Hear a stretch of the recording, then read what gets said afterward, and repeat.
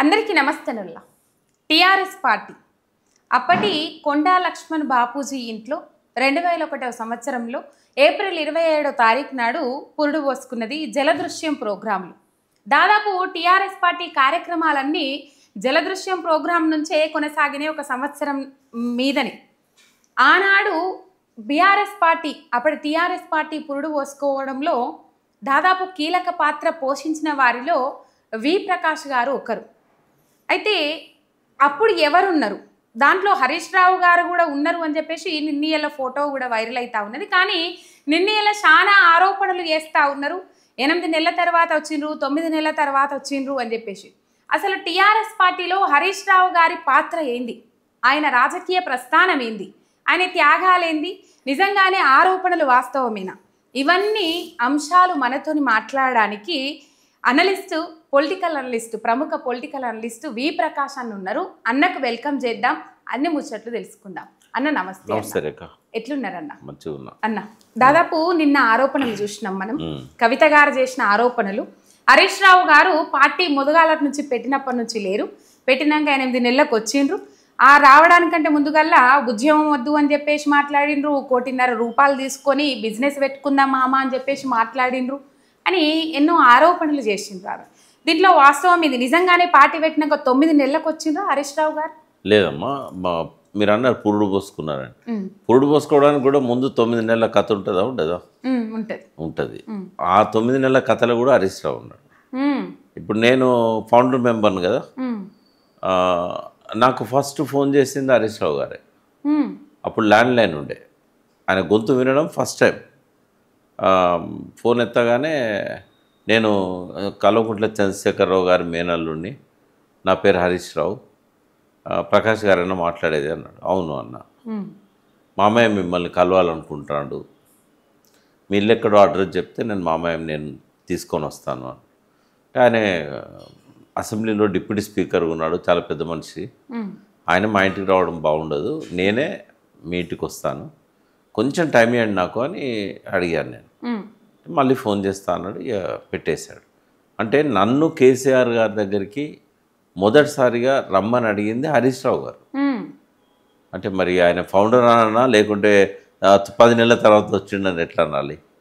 నాకంటే ముందు నుంచి తెలంగాణ కోసం అక్కడ చర్చలు జరుగుతున్నప్పుడు ఉన్నది హరీష్ రావు గారు. మరి ఎందుకన్నా ఈ 10 నెలల తర్వాత వచ్చిండ్రు అని చెప్పేసి ఎందుకు ఇంత పెద్ద ఆరోపణ వచ్చిందని అంటారు? ఆమెకు తెలియదు కదా, ఆమె ఇప్పుడు అమెరికాలో ఉన్నది. కవిత గారు ఇక్కడ లేరు. కవిత గారు పార్టీ పెట్టాక చాలా రోజులకు వచ్చింది ఇక్కడికి. మేమంతా చాలా మీటింగ్స్ పెట్టిన తర్వాత 2002 ఆ టైంలో వచ్చారు కేటీఆర్ గారును కవిత. నాకు మొదటిసారి ఉదయం పొద్దున్నే కేసీఆర్ గారితో బ్రేక్ఫాస్ట్ చేసే అలవాటు. నేను పోయిన తర్వాత ఇద్దరం కలిసి చేసేవాళ్ళం. డైనింగ్ టేబుల్ మీద వీళ్ళు కూర్చొని ఉన్నారు. వాళ్ళిద్దరు ఎవరో నాకు అదొర ఫోటోలు తెలియదు, వాళ్ళతో మాట్లాడలే. కొంచెం వినయ్యతో మాట్లాడేవాళ్ళు, నాతో వాళ్ళు అప్పటి వరకు ఎవరు మాట్లాడలే.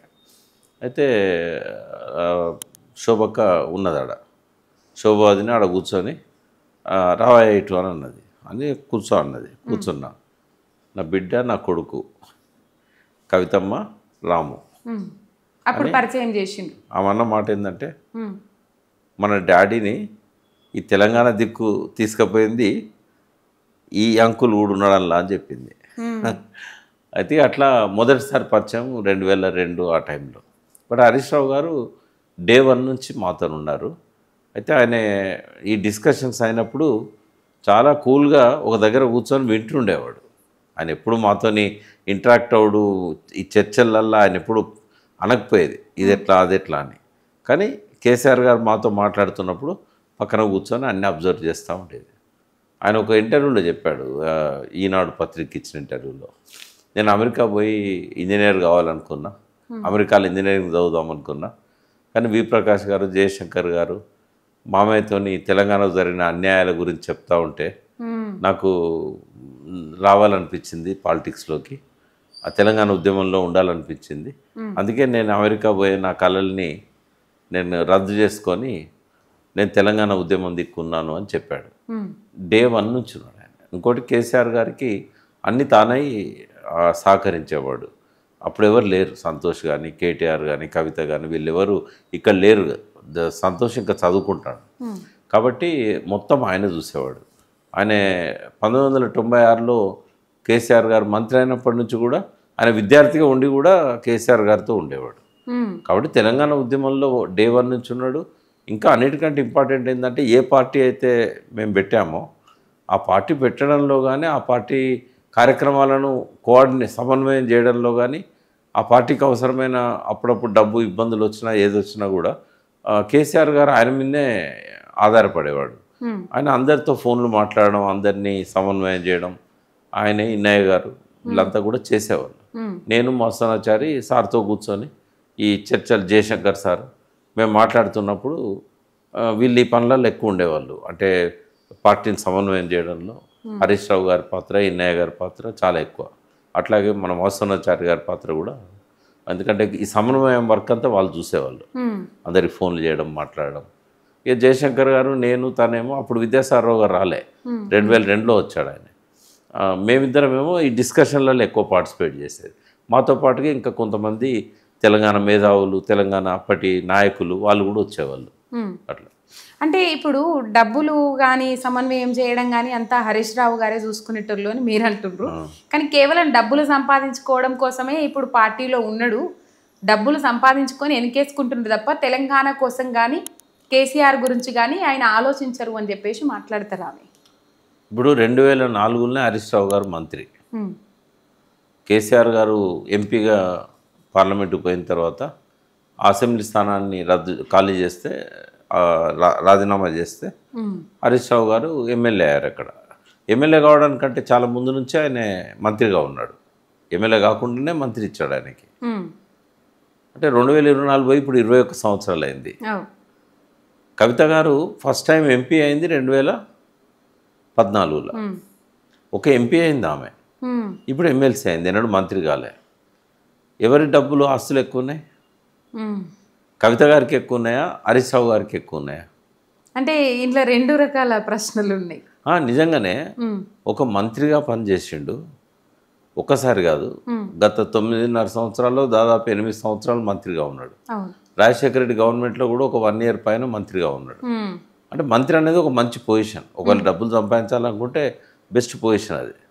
తర్వాత అప్పటి నుంచి ఇప్పటిదాకా కంటిన్యూగా ఎమ్మెల్యే ఆయన 20 సంవత్సరాల పైన, 21 సంవత్సరాల నుంచి.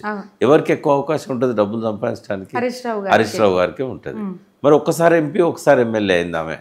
ఎప్పుడు ఆమె అధికార పార్టీలో మంత్రిగా లేదు, అధికార పార్టీలో ఎమ్మెల్సీగా 3 నెలలు ఉంది. కానీ పార్లమెంట్లో కూడా ఆమె అధికార పార్టీలో ఎంపీ కాదు ఆమె. మరి అవకాశాలు తక్కువ ఉన్నది కవిత గారికి, అవకాశాలు ఎక్కువ ఉన్నది డబ్బులు సంపాదించడానికి హరీష్ రావు గారికి కదా. ఇరిగేషన్ మినిస్టర్ కూడా ఉన్నారు కదా. అయితే ఇవాళ లెక్కలు తీస్తే వాళ్ళ ఎలక్షన్లలో అఫిడవిట్లు ఇస్తా అంటారు కదా, మీరు తీసి చూడండి ఎవరి ఆస్తులు ఎక్కువ ఉన్నాయి, హరీష్ రావు గారికి ఎక్కువ ఉన్నాయా, కవిత గారికి ఎక్కువ ఉన్నాయా? క్రమక్రమంగా ఎవరి ఆస్తి పెరిగింది, ఎవరికి అప్పులు ఎక్కువ ఉన్నాయి, ఇవన్నీ తీయండి. తీస్తే హరీష్ రావు గారు కాళేశ్వరంలో అవినీతికి పాల్పడ్డారంటే మరి మీ ఆస్తులు పెంచుకోవడానికి మీరెందులో అవినీతికి పాల్పడ్డారు అడుగుతారా, అడగరా? ఆ ఊరికి ఈ ఊరు ఎంత దూరమో ఈ ఊరికి ఆ ఊరు అంతే దూరం కదా. అందుకే మనం నోరు జారే ముందు 1 వేలు ముందుకు చూపెడితే 4 ఏళ్ళు వెనక చూపెడతాయి. కవిత గారికి నా విజ్ఞప్తి ఏంటంటే, ఇప్పుడు ఎన్నో కంపెనీస్ పెట్టుకొని డబ్బులు సంపాదించవచ్చు, ఎన్నో వ్యాపారాలు పెట్టుకొని డబ్బులు సంపాదించవచ్చు. కవిత గారు నేను తప్పట్టట్లేదు, ఆమె ఆస్తులు పెరగడానికి ఆమె ప్రైవేట్గా ఆమె కొన్ని కంపెనీస్ పెట్టుకున్నది. కాస్మెటిక్స్ కంపెనీ లక్ష్మి ఏదో పేరుంది, ఎల్లోరెలో, దేనికో ఆమె డీలర్గా ఉండేవారు. కాబట్టి తప్పేం లేదు. ఇప్పుడు హరీష్ రావు గారికి కూడా వ్యాపారాలు ఉన్నాయి, అనిల్కు వ్యాపారాలు ఉన్నాయి, కవితకు వ్యాపారాలు ఉన్నాయి, కేటీఆర్కు వ్యాపారాలు ఉన్నాయి. మరి వ్యాపారాలు ఉన్నప్పుడు సంపాదించుకోవడం అనేది సాధ్యమవుతుంది.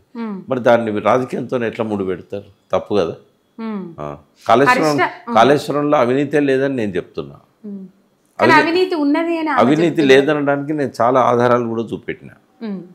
40,000 కోట్ల దాన్ని 80,000 కోట్లు చేయడానికి కేసీఆర్ ఏం చేయాల్సిన అవసరం లేదు. 9 ఏళ్ళు అయింది కాబట్టి ధరలు పెరిగినాయి అని చెప్తే అయిపోయేది. రాజశేఖర రెడ్డి అట్లా చాలా చేశాడు, ఏడాదికే డబల్ చేశాడు ధరలు పెరిగినాయని. కానీ ఇలా చాలా అడిషనల్గా యాడ్ అయినాయి కదా. 14 టీఎంసీల రిజర్వాయర్లు లేనప్పుడు 141 టీఎంసీలకు పెంచాడు, అంటే 10 రెట్లు పెంచాడు. ల్యాండ్ ధర భూసేకరణలో 1,50,000 ఎకరం ఉండే అప్పుడు రాజశేఖర రెడ్డి పెట్టినప్పుడు 11 లక్షలు అయింది, అంటే 10 రెట్లు అయింది. 10 రెట్లు ధరలు పెరిగినప్పుడు కేసీఆర్ ఒక డబల్ చేస్తే తప్పేముండే, కానీ ఆయన చాలా చేశాడు ఇవన్నీ. కాబట్టి అవినీతి ఉంటే 3 లక్షల కోట్లు అయ్యేది అది కాళేశ్వరం. కాబట్టి వీళ్ళనంత కాడల్లా భూసేకరణ ఎక్కువ అవసరం లేకుండా నీళ్ళను నదిలోనే ఉండేటట్టుగా ఇట్లా చాలా ప్రయత్నం చేసి ఆయనే మలన సాగర్ను రౌండ్ కట్టాడు. ఒకవేళ అది రౌండ్ కట్టకుండా అన్ని చెరువులా కట్టబోసాడు అనుకో, అది కొన్ని కిలోమీటర్ల పొడుగు పొలాలన్నీ తీసుకోవాల్సిన పరిస్థితి వచ్చేది. ఇట్లా రౌండ్గా చేసాడు కాబట్టి తక్కువ 5-6 గ్రామాలే ఇబ్బంది అయింది. కాబట్టి ఆయన అడుగడుగున పొదుపు చేయడానికి ప్రయత్నం చేశాడు ప్రజల డబ్బును. అయితే ఇప్పుడు సిబిఐకి కాళేశ్వరం మీద అవినీతి ఉన్నదని చెప్పి ప్రభుత్వం విచారణకు ఇచ్చే టైంలో అందులో అవినీతి ఉంది, హరీష్ రావు గారు అవినీతికి పాల్పడ్డాడని చెప్తే అది వెన్నుపోటు పోవడం కదా. అంతే, రేవంత్ రెడ్డితోనే ఆయన పోరాడుతున్నాడు. ఆరోపణలకు వ్యతిరేకంగా తన తండ్రిని తనను కాపాడుకోవడమే కాక తెలంగాణ ప్రయోజనాలను కాపాడడానికి వాళ్ళు ప్రయత్నం చేస్తుంటే వాళ్ళ మీద ఆరోపణ చేయడం వల్ల బ్యాక్ స్టాపింగ్ అంటారు. అది చేయకూడదు కదా. కవిత విమర్శల గురించి కొంచెం ముందటికి వెనక మాట్లాడుకుందామన్నా. అయితే ఇప్పుడు 2001 కంటే ముందుగల్లా అని కొన్ని పదవులు ఉండే, అప్పుడే మంత్రిగా ఉన్నారు హరీష్ రావు గారు అని చెప్పిండ్రు. 2001 తర్వాత ఇప్పటి వరకు ఆయన రాజకీయ ప్రస్థానం మొత్తం ఒకసారి యాద్ చేస్తారా? అంటే టీఆర్ఎస్ కాకుండా ఇంకా వేరే ప్రస్థానం లేదు ఆయనకి. అని ఎప్పుడు కుటుంబంతో ఉండేవాడు, ఎప్పుడు విదేశాలకు పోయేవాడో మనకు తెలియదు. ఎందుకంటే ఎప్పుడు చూసినా జనం మధ్య ఉండేవాడు, పొద్దున్న లేవగానే వచ్చేవాడు. ఉద్యమకాలం అంతా కూడా ఏ మీటింగ్ పెట్టినా కూడా దాని కోఆర్డినేషన్ అంతా ఆయనే చేసేవాడు. కోఆర్డినేషన్లో ఏమవుతుందంటే రాత్రి పగలు తిరగాల్సి వస్తుంది, నిద్ర ఉండదు అసలు. ఇప్పుడు ఏదైనా మెటీరియల్ సప్లై చేయాలి, మీటింగ్కు జెండాలు పంపాలి, కరపత్రాలు పంపాలి, తర్వాత వాళ్ళకు మీటింగ్ కోసం డబ్బులు ఏర్పాటు చేయాలి. ఒక్కోసారి తెల్లారంగా 5 అయ్యేది 6 అయ్యేది వాళ్ళందరినీ పంపేయడానికి. వాళ్ళు జీవులు తీసుకొని వచ్చేవాళ్ళు ఎక్కడెక్కడి నుంచో ఇవన్నీ వేసుకోవడానికి, జెండాలు, తర్వాత కరపత్రాలు. తర్వాత ప్రతి దగ్గర కూడా ఆయనే ఇప్పుడు జెండాల కాడ నందు అని ఉండేవాడు, కాచిగూడలో ఉండేది. ఆయనే జెండాలన్నీ ప్రింట్ చేసేది. ఎప్పుడు చూసినా అప్పే, ఆయన డబ్బులు ఇద్దామంటే ఉండకపోయేది. ఆయన వచ్చి రోజు ఇట్లా చేతులు కట్టుకొని నిలబడేవాడు డబ్బుల కోసం. లక్షలు ఆ రోజుల్లో ఎవరు చేసిందమ్మా ఇదంతా? కనీసం కేసీఆర్ గారి దృష్టికి కూడా తీసుకుపోయేవాడు కాదు.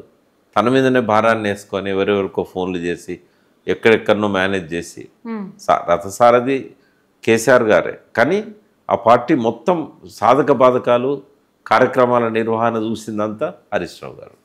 కాబట్టి ఆయన లేకుండా టీఆర్ఎస్ పార్టీ లేదు. కేటీఆర్ గారు వచ్చాక కొంత బాధ్యత తీసుకున్నాడు.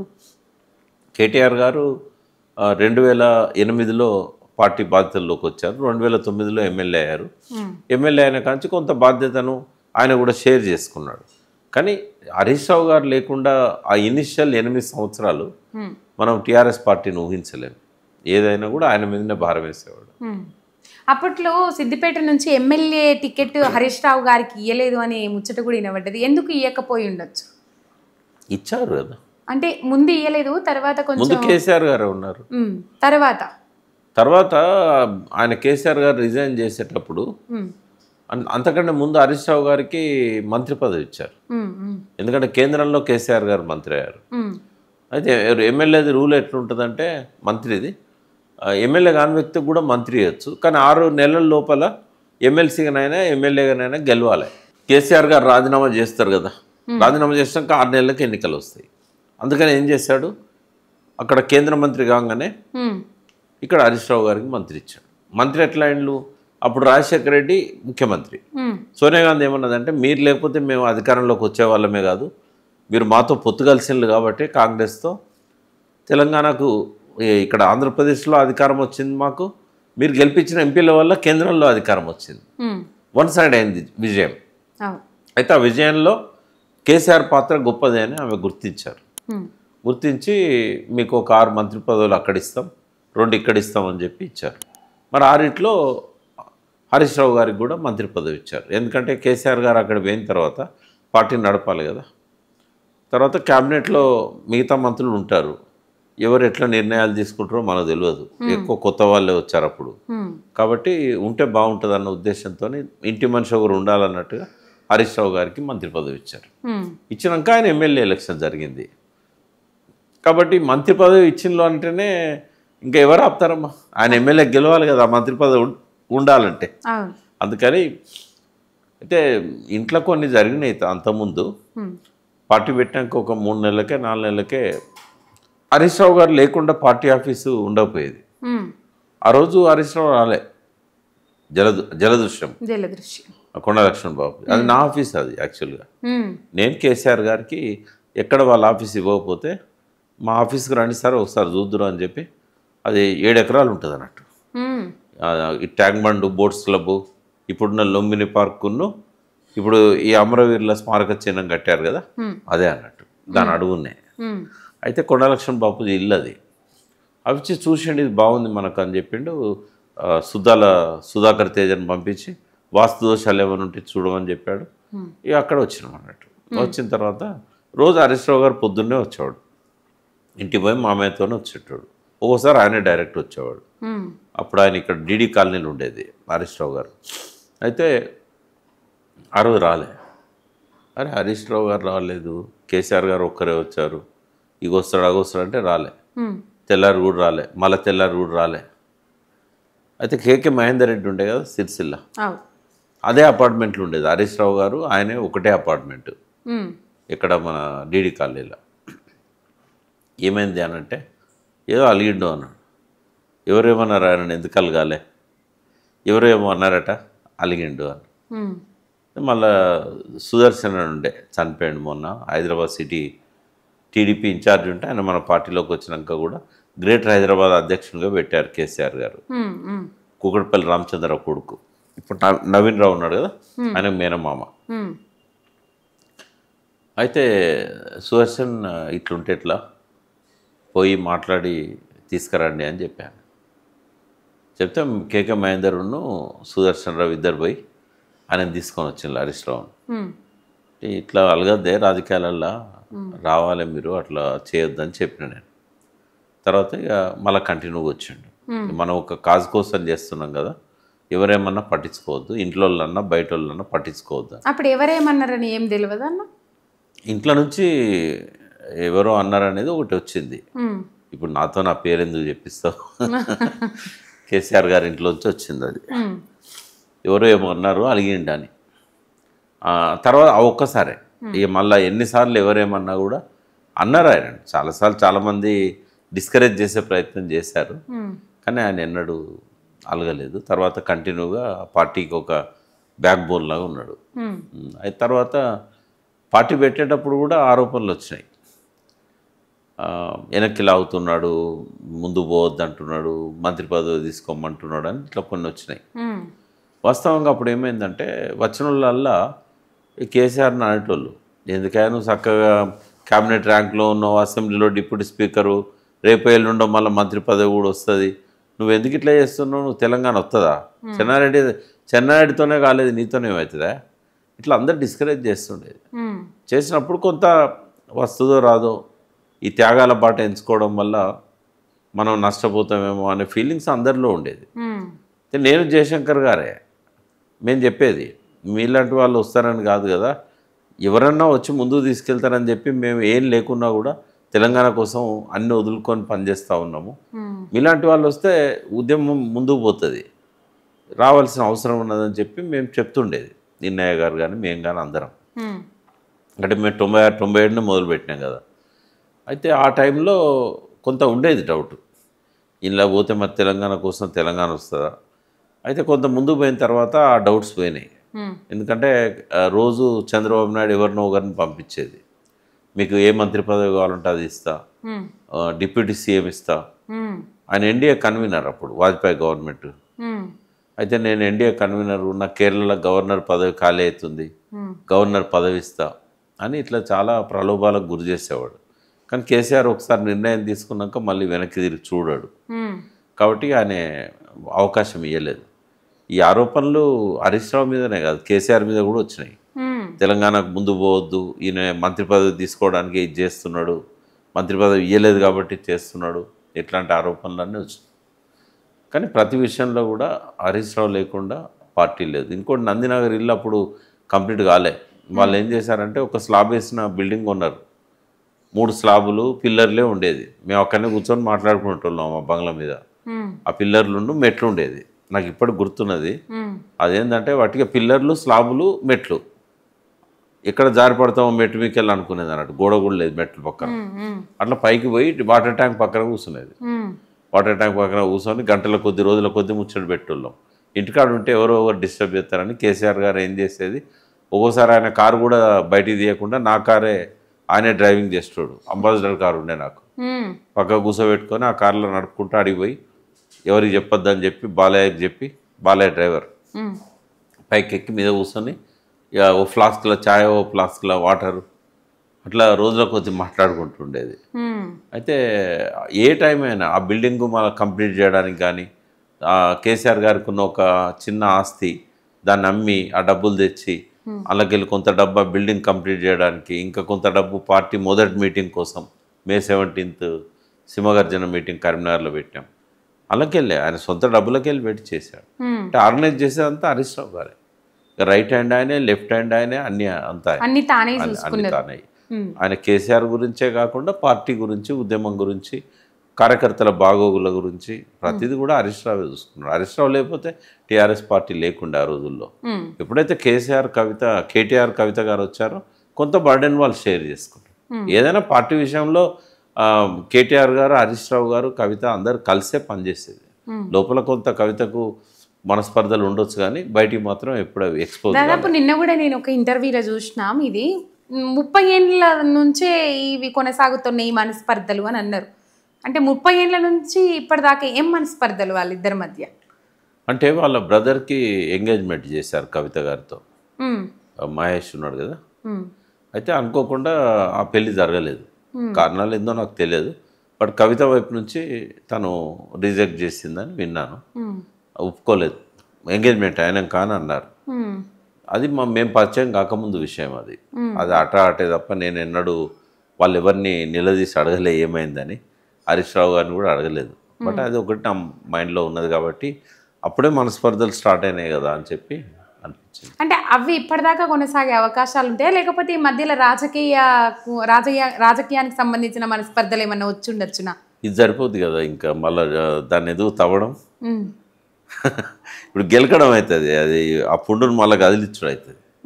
వాళ్ళ మధ్య మాత్రం కంటిన్యూ అయినాయి అంతే. అప్పటి నుంచి ఇప్పటిదాకా ఆగకుండా కంటిన్యూ అయినాయి. రైట్ అన్న. 2018లో హరీష్ రావు గారిని, అంటే 2018 ఎన్నికల కంటే ముందు కొంచెం కేసీఆర్ గారు దూరం పెట్టిండ్రు. తర్వాత ఎన్నికలలో గెలిచినాక కూడా మంత్రి పదవి ఇయ్యలేదు అని చెప్పేసి మొన్న కూడా ఆరోపణలు చేసిండ్రు. ఎందుకన్నా అంటే దూరం పెట్టాల్సిన అవసరం ఏమి ఏర్పడ్డది? దానికి సమాధానం ఇద్దరే చెప్పగలుగుతారు. ఒకటి కవిత, 2 కేసీఆర్. దూరం పెట్టడానికి వాళ్ళిద్దరే కారణం. అంటే కవిత పోరు వల్లనే దూరం పెట్టిండ్రు కేసీఆర్ హరీష్ రావు గారిని. వివరాల్లోకి పోను, వివరాలు చెప్పండి. వాళ్ళిద్దరే, దానికి కారణం వాళ్ళిద్దరే. హరీష్ రావు గారి మంత్రి పదవి ఇవ్వకపోవడానికి, దూరం పెట్టడానికి వాళ్ళిద్దరే కారణం. వాళ్ళని అడిగితే చెప్తారు, నేనేం చెప్పలేను. మీరు చెప్పారు. రైట్ అన్న. దాదాపు నిన్న ఆరోపణల గురించి మాట్లాడదాం. టీఆర్ఎస్ పార్టీ ఇంత ఎదుగుదలకు కారణం మాత్రం హరీష్ రావు గారు. హరీష్ రావు గారు లేనిది ఇంత పెద్దగా పార్టీ ఎదగలేదు, 25 ఏళ్ల ప్రస్థానాన్ని కొనసాగించలేదు అని చెప్తుండ్రు. కవిత గారి మాటలు చూద్దాం. నిన్న ముందుగాల చేసిన ఆరోపణ, కేసీఆర్ గారు బంగారు తెలంగాణ కావాలని చెప్పిండ్రు. బంగారు తెలంగాణ అనే నినాదం ఒకటి ఇచ్చిండ్రు. హరీష్ రావు ఇంట్లో బంగారం ఉంటేనో, లేకపోతే సంతోష్ రావు ఇంట్లో బంగారం ఉంటేనో తెలంగాణ బంగారు తెలంగాణ కాదు కదా అని చెప్పేసి దాంతోపాటు ఇంకా కొన్ని మాట్లాడిండ్రు. సంపాదించుకోవడం కోసమే వాళ్ళు ఈ పార్టీలో ఉంటుండ్రు. వాళ్ళకి తెలంగాణ ప్రజలన్నా, తెలంగాణ అన్నా, కేసీఆర్ గారి మంచి కోరాలన్నా వాళ్ళు మీ మంచి కోరే వ్యక్తులు కాదు నాన్న, వాళ్ళు మేకవన్య పులులు అని చెప్పేసి మాట్లాడుతుంది కవిత. ఏం చెప్తారు? మీ ఊళ్ళల్లో ఏమన్నా తగాదా అయింది కదా, తగాదా అయినప్పుడు ఆ కోపంతో బయటకు వచ్చి రోడ్డు మీదకి వెళ్ళి ఇంత దుబ్బ తీసుకొని నానా బూతులు మాట్లాడుతూ ఉంటారు. అవి పట్టించుకోవద్దు. బంగారం గురించి, ఇట్లాంటి వాటి గురించి ఆమె నిన్న మాట్లాడిన మాటలన్నీ పట్టించుకోవాల్సిన అవసరం లేదు. ఎందుకంటే ఇంకా ఇవాళ బంగారం ఏముందమ్మా, ఒక రాజకీయంగా వ్యాపార రీత్యా ఉన్నత స్థానంలో ఉన్న వాళ్ళకు బంగారం ఏంటంటే స్టార్టింగ్లో డబ్బులు సంపాదించే వాళ్ళకు ఒక తులమో 2 తులాలో కొనుక్కోవాలనే కోరిక ఉంటుంది. బంగారాన్ని అధిగమించారు వాళ్ళు, ఎందుకంటే అందరికీ బిజినెసెస్ ఉన్నాయి, కోట్లల్లో టర్న్ ఓవర్ ఉంది, కోట్లల్లో అసెట్స్ ఉన్నాయి.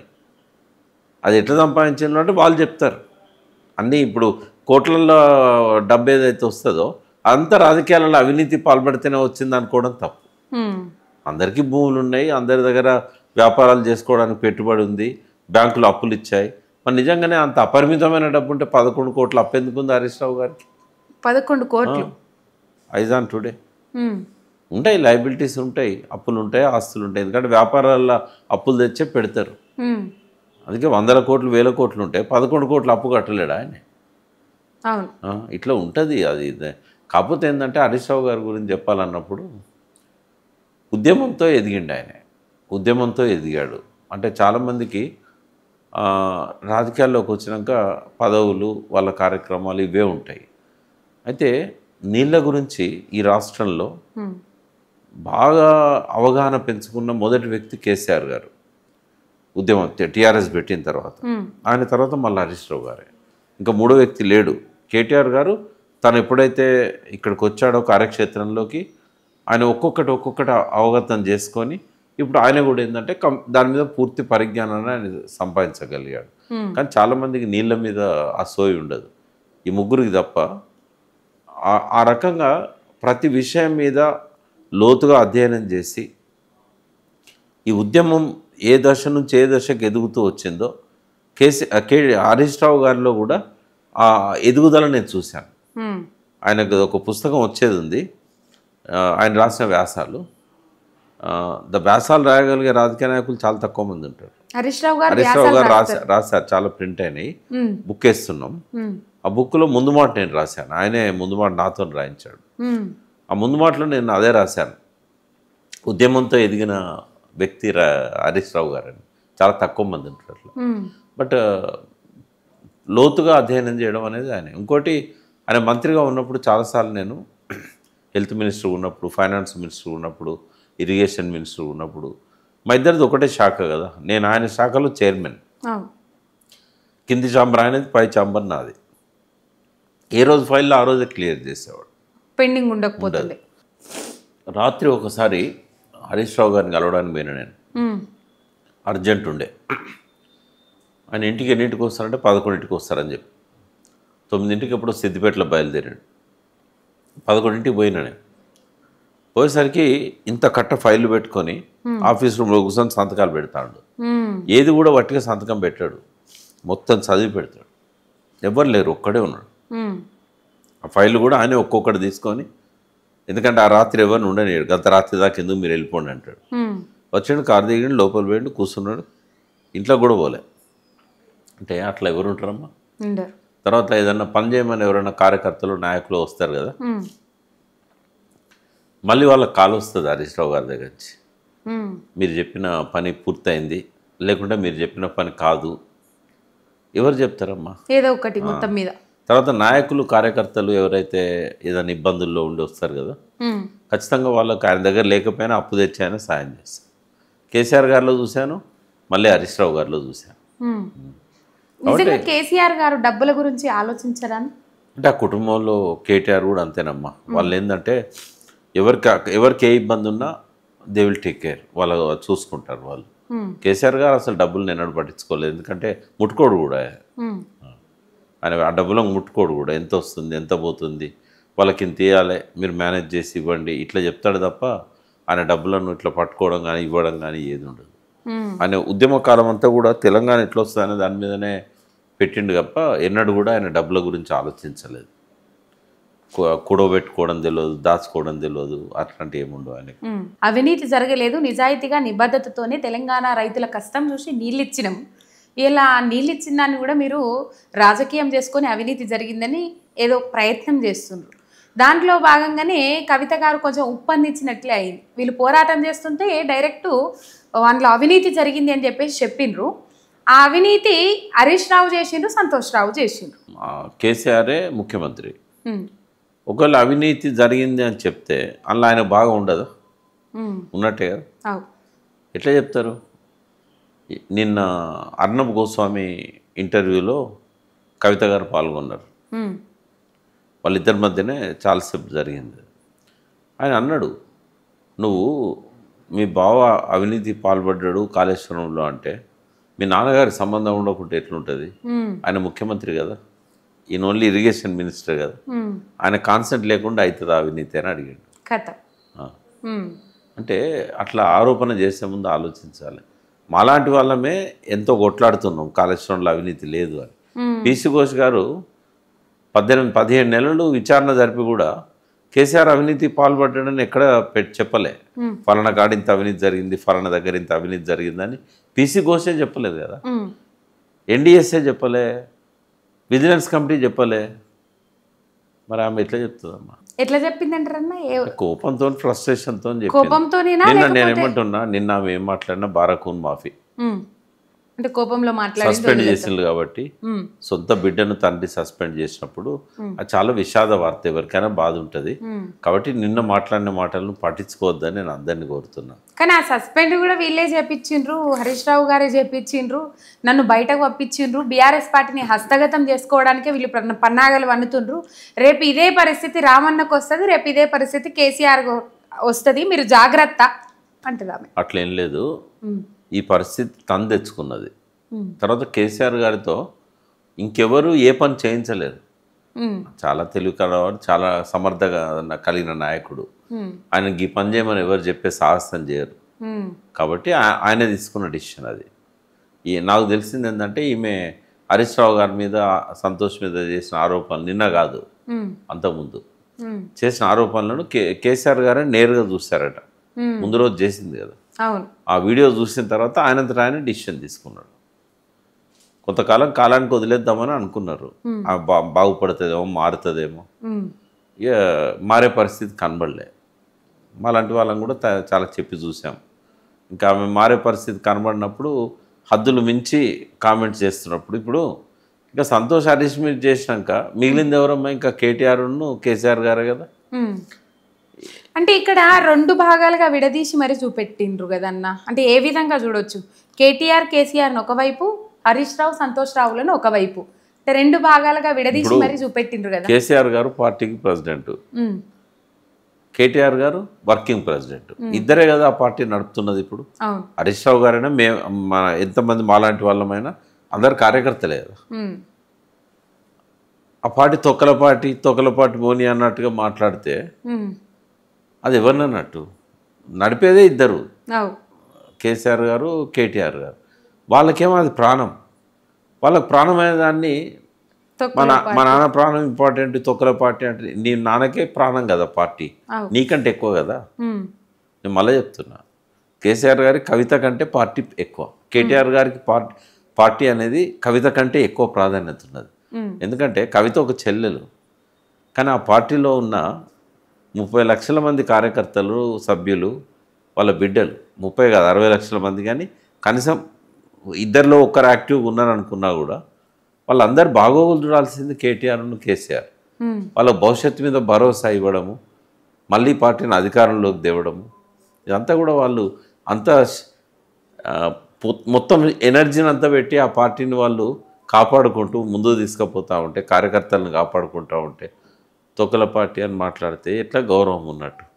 అందుకే నేనేమంటున్నా, ఇప్పటిదాకా జరిగిందంతా ఒక ఎపిసోడ్. నేను కూడా నిన్న చాలా ఛానళ్ళల్లో ఆమెకు హెచ్చరికలు చేశాను. ఒక పక్క తెలంగాణ అస్తిత్వం ప్రమాదంలో పడ్డది.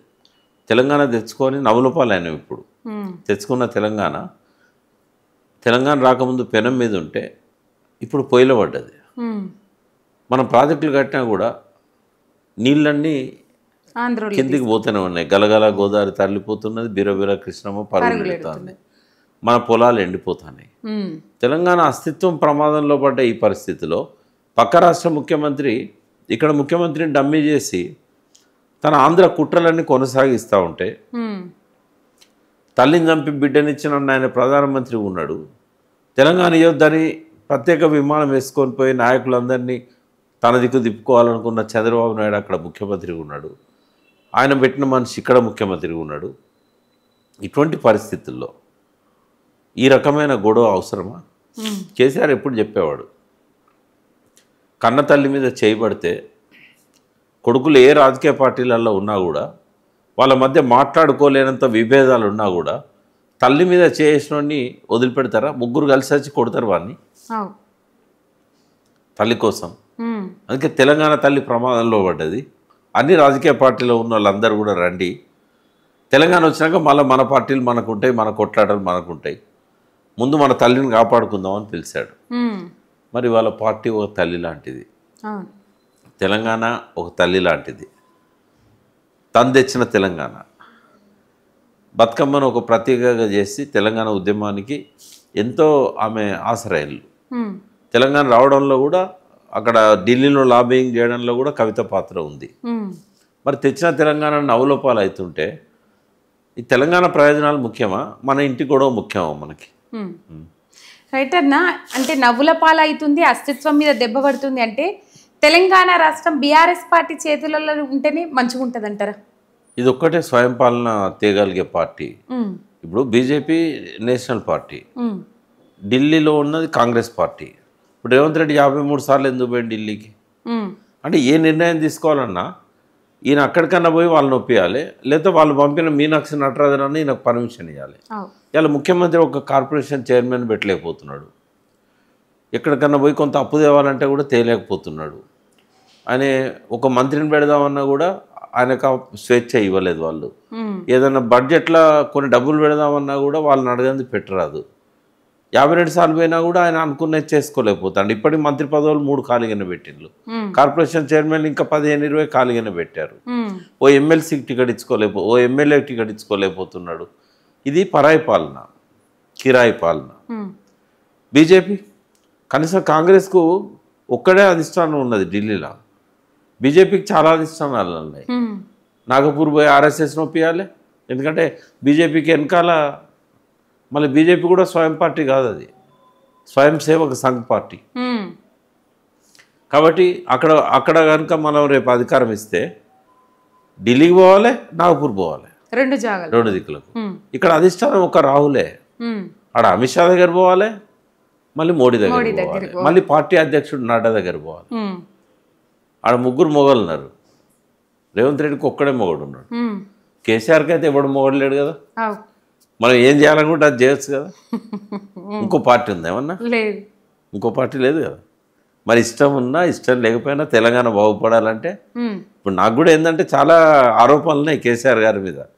అయితే దానికోసం నేను తెలంగాణ లక్ష్యాన్ని వదిలిపెడతానా? నాకు ఆయన అపాయింట్మెంట్ ఇయ్యని రోజు కోపం వచ్చింది, నేను వస్తానంటే కూడా కలవని రోజు కోపం వచ్చింది, నేను పోయినా కూడా కలవని రోజు కోపం వచ్చింది నాకు. అంత మాత్రం నేను కోదండంలాగా అలిగి నేను దూరం కావాలన్నా తెలంగాణకు? స్వయం పాలన అనేది కేవలం ఇప్పుడు ఇవాళ ఉన్న పరిస్థితుల్లో ఒక్కటే, భారత రాష్ట్ర సమితి ఒక్కటే. చాలామంది అంటారు ఆ పేరు తీసేసి ఇంకెక్కడే స్వయం పాలన అంటే, పేరు తీసేసిన అధిష్టానం ఎవరు? భారత రాష్ట్ర సమితి ఎందుకు పెట్టింది తెలుసా నీకు? 4 ఏళ్ళు గవర్నమెంట్లు ఉండి ఎంత కొట్లాడినా మనకు డబ్బులు ఇస్తలేరు వాళ్ళు. కేంద్రం నుంచి రావాల్సిన డబ్బులు ఇవ్వాలి కదా, ఇస్తలేరు. వీళ్ళు పోయి వాళ్ళ చుట్టూ తిరుగుడు అవుతుంది. కేటీఆర్ గారు, హరీష్ రావు గారు, వీళ్ళంతా ఎవరు మన ఎంపీలు, వీళ్ళంతా కూడా వీళ్ళని అడిగేది ఏంది, మనమే భారత రాష్ట్ర సమితి పెట్టి మనం కూడా జాతీయ పార్టీ చేద్దామని చెప్పి మనకు ఆ శక్తి రావాలి. ఇంకోటి, దేశంలో చాలా రాష్ట్రాల్లో దారుణమైన సమస్యలు ఉన్నాయి. తెలంగాణను ఎట్లా అనగదొక్కిల్లో దేశంలో చాలా రాష్ట్రాలను అనగదొక్కుతున్నారు. ముఖ్యంగా సౌత్ ఇండియా, నార్త్ ఇండియా అనే తారతమ్యాలు ఉన్నాయి అక్కడ. సౌత్ వాళ్ళకి అసలు డబ్బులు ఇయ్యరు, అందుకే సౌత్లో బీజేపీ లేదు ఇక్కడ. అయితే ఇదంతా చూసి ఆయన ఆ పార్టీ పెట్టాడు. తెలంగాణకు అస్తిత్వానికి దెబ్బతీయడానికో, తెలంగాణ పేరు లేనంత మాత్రాన తెలంగాణ ప్రయోజనాలు ఆయన పట్టించుకుంటలేడనో అనాల్సిన అవసరం లేదు. అంటే ఇప్పుడు తెలంగాణ తీసేసి భారత రాష్ట్ర సమితి అని పెట్టిండ్రు, ఎందుకు పెట్టిండ్రు, అయిపోయింది ఇక తెలంగాణతో పేగుబంధం అని మాట్లాడేటోళ్ళకి తెలియదంటారు. పేగుబంధం మన దగ్గర ఎట్లుంటుందమ్మా, గద్దెగిరిందంటే ఎద్దెగిరిందంటారు. ఆగం బ్యాచ్ ఎక్కువ ఉంటుంది, ఆవేశము ఆగం ఎక్కువ ఉంటుంది, ఆలోచన తక్కువ ఉంటుంది. నోటికి ఏదొస్తుంది మాట్లాడేస్తారు. తెలంగాణ సొంతం అది. ఈ ఆగం అవ్వడం అనేది ఈ తెలంగాణ రక్తంలో ఉన్నది. పట్టుకనే ఆగమవుతా అంటారు. టీవీలో చూస్తుంటావు కదా నువ్వు, అలా సబ్జెక్టే ఉండదు, వదురుతూనే ఉంటారు, ఒరుతూనే ఉంటారు. నీ భాషలో చెప్పాలంటే కొంచెం ఏంటంటే ఆలోచించాలి. ఏదన్నా మాట జారితే మళ్ళీ వెనకకి రాదు కదా, ఆలోచించి మాట్లాడాలి. వీళ్ళు ఎవరు అట్లా ఆలోచించరు, మాట్లాడరు, వాటికనే ఆగమవుతారు, వాటికనే అలుగుతారు, వాటికనే కోపాలు వస్తాయి. కోపం వచ్చినప్పుడు ఏది పడితే అది మాట్లాడుతూనే ఉంటారు. ఆగం కావద్దు. నిన్నటి నుంచి ఒక ఫోటో వైరల్ అవుతుందన్న సోషల్ మీడియాలో. కవిత గారి ఫోటో ఇట్లుంటది, చేతులు ఏదో పట్టుకుంటది, పక్కకు కారు ఉంటుంది, కారు మీద I love you my daddy అని రాస్తుంది. ఆ కారు మీద ఎట్లా అంటే ఏదైనా పెయింటింగ్ లాగా లేకపోతే ఏదైనా డిజైన్ లాగా పెడితే కాదు, ఇట్లా పర్ర గీస్తే ఎట్లా అవుతాయి అన్న, అట్లా గీసి పెట్టి ఐ లవ్ యూ మా డాడీ అనుకుంటేనే కారుకు గీతలు పెట్టేసింది కవిత అని చెప్పేసి ఆ ఫోటో ఒకటి సోషల్ మీడియాలో వైరల్ అవుతుంది. అంటే కవిత గారు చేసిన వ్యాఖ్యలు దాదాపు ఇప్పుడు బీజేపీ పార్టీకి కాంగ్రెస్ పార్టీకి జుట్టు అందించినట్లే అన్నట్టుగా అవి ఫీల్ అవుతూ ఉన్నాయి. బీజేపీ పార్టీ కాంగ్రెస్ పార్టీ వాళ్ళు మాట్లాడుతూ ఉన్నారు, వాళ్ళ నుంచి మాటలు వస్తూనే ఉన్నాయి ఇప్పటికీ. అంటే రాబోయే కాలంలో ఏ విధమైన పరిణామాలు ఎదుర్కోబోతుంది బీఆర్ఎస్ పార్టీ? నిన్న మాట్లాడిన దాన్ని సీరియస్గా తీసుకోవద్దని అంటున్నాను నేను. కవిత గారు ఏంటంటే నా తండ్రి నన్ను బహిష్కరించిండా అనే షాక్లో ఉన్నది ఆమె. షాక్లో ఉంటే నేను ఇంత కష్టం చేసిన నాన్న, నేను 20 ఏళ్ళు పోరాటం చేసిన నాన్న, నేను 20 ఏళ్ళు కష్టపడ్డ నాన్న, ఆమె 20 ఏళ్ళ ప్రస్థానం గుర్తు చేయాలి కదా. గుర్తు చేయాలి, మౌనంగా ఉండాలి, వేరే ఆరోపణలు చేయకూడదు. కొంతకాలం తర్వాత వాళ్ళే రియలైజ్ అవుతారు, మళ్ళీ నన్ను వెనక్కి తీసుకుంటారు. సస్పెండ్ చేసిండు, కోపంలో మాట్లాడిండ్రు అని మీరు అంటుండ్రు, కానీ బీఆర్ఎస్ లో పొక్కిలు చేయడానికి ఆమె మాట్లాడారు, ఆమె వెనుక ఎవరు ఉన్నారని అది భవిష్యత్తులో తేలుతుంది. ఇప్పుడు ఆమె నిన్నటి దాంతో ఇక ముగించింది అనుకో, మళ్ళీ మాట్లాడలేదు అనుకో, నేను చెప్పింది నిజమవుతుంది. మళ్ళీ మాట్లాడింది అనుకో, నువ్వు చెప్పింది నిజమవుతుంది. పొక్కిలు చేయడానికే ఈమె కుట్ర చేస్తున్నది అని. నిన్న నేను కూడా ఆమె ఆవేశంగా మాట్లాడిన దాని మీద నేను ఆవేశంగా మాట్లాడిన. బట్ నేనేమంటున్నా అంటే కొద్దిగా వెయిట్ చేద్దాం. అంటే మళ్ళీ మాట్లాడతారా అట్లాంటి మాటలు ఏమైనా? ఆమె మాట్లాడితేనేమో నువ్వు అన్నట్టు పొక్కిలు చేయడానికే మాట్లాడుతుంది, ఆమె కుట్ర చేస్తుంది బీఆర్ఎస్ను బొందబెట్టడానికి అని అనుకోవచ్చు. తండ్రి అని చెప్పుకుంటేనే తండ్రి ప్రతిష్టను దిగదారుస్తుంది. హరీష్ రావు భుజం మీద తుపాకీ పెట్టి, సంతోష్ రావు భుజం మీద ఇంకో తుపాకీ పెట్టి కేసీఆర్ను కేటీఆర్ను గాలుస్తుంది అని అనుకోవచ్చు. మళ్ళీ మాట్లాడితే మళ్ళీ మాట్లాడలేదు అనుకో, ఏదో ఫ్రస్ట్రేషన్లో మాట్లాడింది. నిన్న ముఖంలో సంతోషం లేదు, కవిత గారి ముఖంలో బాగా ఉద్వేగానికి గురైంది, బాధతో మాట్లాడింది. ఆమె ఎక్కడ నవ్వుముఖం లేదు. కాబట్టి వెయిట్ చేద్దాం, 2 రోజులు వెయిట్ చేద్దాం. నిన్న మాట్లాడిన దాని మీద అందరం చాలా సీరియస్గా రియాక్ట్ అయినాం. నాకైతే బాగా కోపం కూడా వచ్చింది. అందుకే హెచ్చరికలు కూడా ఇచ్చిన, రాజకీయ భవిష్యత్తు శూన్యమైతే జాగ్రత్త అని. బట్ చూద్దాం, ఇవాళ మళ్ళీ మాట్లాడుతుందా, రేపు మాట్లాడుతుందా, చూసిన తర్వాత దానికి తగ్గట్టుగా మళ్ళీ రియాక్ట్ అవుదాం. ఎందుకంటే వెంటనే ఆ వెనకాల ఎవరో ఉన్నారు, వాళ్ళే మాట్లాడిస్తున్నారు, కుట్రలు కుతంత్రాలని అని అంటే అది ఒక్కోసారి తప్పు కూడా కావచ్చు. ఎందుకంటే దానికి కావాల్సిన ఆధారాలు లేవు కదా. మీరు మాట్లాడినా అన్నారు అంటే ఆమె సొంత పార్టీ పెట్టే అవకాశాలు ఉన్నాయా, లేకపోతే మళ్ళీ బీఆర్ఎస్లో చేరే అవకాశాలు ఉన్నాయా, తప్పైందని తెలుసుకొని తప్పును, లేకపోతే కాంగ్రెస్ బీజేపీలలో చేరే అవకాశాలు ఉన్నాయా, ఏం చెప్తారన్నా? ఆమె వేరే పార్టీలో పోద్దని నేను అనుకోవట్లేదు. ఎందుకంటే కవిత మనస్తత్వం ఎటువంటిది అంటే కేసీఆర్ లాగానే, వాళ్ళు ఒకవేళ వేరే పార్టీలలో పోయినా కూడా ఇమిడే స్వభావమే కాదు వాళ్ళది. కాబట్టి కేసీఆర్ అంత మంచి పదవి ఉన్నప్పుడు బయటకు వచ్చాడు కదా. కవిత ఇంకొకరి నాయకత్వం కింద పనిచేసే లీడర్ కాదు, సొంతంగా లీడర్. ఆమె ఓన్గా ఏదైనా జాగృతి ఆమె సొంతంగా పెట్టింది, జాగృతిని బాగా బలోపేతం చేసింది. 20 ఏళ్ళ నుంచి జాగృతి ఉన్నది. కాబట్టి అట్లా సొంతంగా ఆలోచించే మనిషి. ఇవాళ కాకపోతే తర్వాత పార్టీ పెడుతుందేమో ఎన్నికల సమయం వరకు. వేరే వాళ్ళ నాయకత్వం కింద పనిచేయడం ఇష్టం లేదని అన్నారు కదా, అంటే బీఆర్ఎస్ వాళ్ళ నాయకత్వం కిందనే పనిచేయడం ఇష్టం లేకని ఇదంతా కథ అయిందంటారా? బీఆర్ఎస్ అనేది నానా దాని ప్రెసిడెంటు, అన్న దానికి వర్కింగ్ ప్రెసిడెంట్. కాబట్టి ఇక్కడ ఆ పరిస్థితి రాకపోవచ్చు. బట్ ఇంకొక పార్టీలోకి పోతే ఇమిడగలిగే మనిషి కాదు ఆమె. ఇక్కడ ఇంత ఉన్నతమైన గౌరవాన్ని పొంది అక్కడ ఎవరైనా అధ్యక్షుని కలవడానికి చేతులు కట్టుకొని నిలబడాలంటే ఎట్లుంటుంది? ఇప్పుడు మహేష్ గౌడ్ ఉన్నారు, మహేష్ గౌడ్ దగ్గర అపాయింట్మెంట్ కోసం పోతే అక్కడ కాంగ్రెస్ కార్యకర్తలు సీనియర్లు చాలామంది ఉంటారు, ఎమ్మెల్యేలు, వాళ్ళంతా వాళ్ళ దగ్గర చేతులు కట్టుకొని వెయిట్ చేస్తుందా? ఆ మనస్తత్వం అది. పెడితే సొంతంగా పార్టీ పెడుతుంది, బట్ ఇప్పుడు పెట్టదు. ఆ పార్టీ పెట్టడానికి ఆమెకున్న ఒకే ఒక ఆధారం ఏంటంటే 1/3 మహిళా సీట్లు వచ్చినట్టయితే డీలిమిటేషన్ అయ్యి తెలంగాణలో ఇంకొక 34 సీట్లు పెరుగుతాయి, అంటే 153 సీట్లు అవుతాయి. అయినప్పుడు మహిళలది ఒక అత్యవసరమైన అంటే రాజకీయ చైతన్యం ఉన్న మహిళలను కూడగట్టాల్సిన పరిస్థితి వస్తుంది. రాజకీయాలలో ఇన్ని రాజకీయాలు చేయలేనప్పుడే పార్టీలు పుట్టి పార్టీలు కొట్టుకొని పోయినాయి. మరి ఇప్పుడున్న రాజకీయ పరిస్థితులలో పార్టీ పెట్టి నిలబడగలుగుతారా ఆమె? అంటే ఆమె ఏం ఆలోచిస్తుందో మనకు ఎట్లా తెలుస్తుంది, కానీ ఇప్పుడైతే ఉన్న స్పేస్ పార్టీ కొత్త పార్టీకి అవకాశం లేదు ఇప్పుడు. ఆ, అవకాశం లేదు, అటువంటి నాయకులు కూడా లేరు. కొత్త పార్టీ పెట్టి దాన్ని ఒడ్డెక్కించగలిగే నాయకులు కూడా లేరు. ఇంకా టైం పడుతుంది. ఒకవేళ భవిష్యత్తులో ఏమన్నా స్పేస్ క్రియేట్ అయినప్పుడు ఎవరు పెడతారు ఏంది అని అంతా చూడవచ్చు. ఇప్పుడైతే లేదు, అవకాశం లేదు. థ్యాంక్ యూ అన్న. జై తెలంగాణ. జై తెలంగాణ.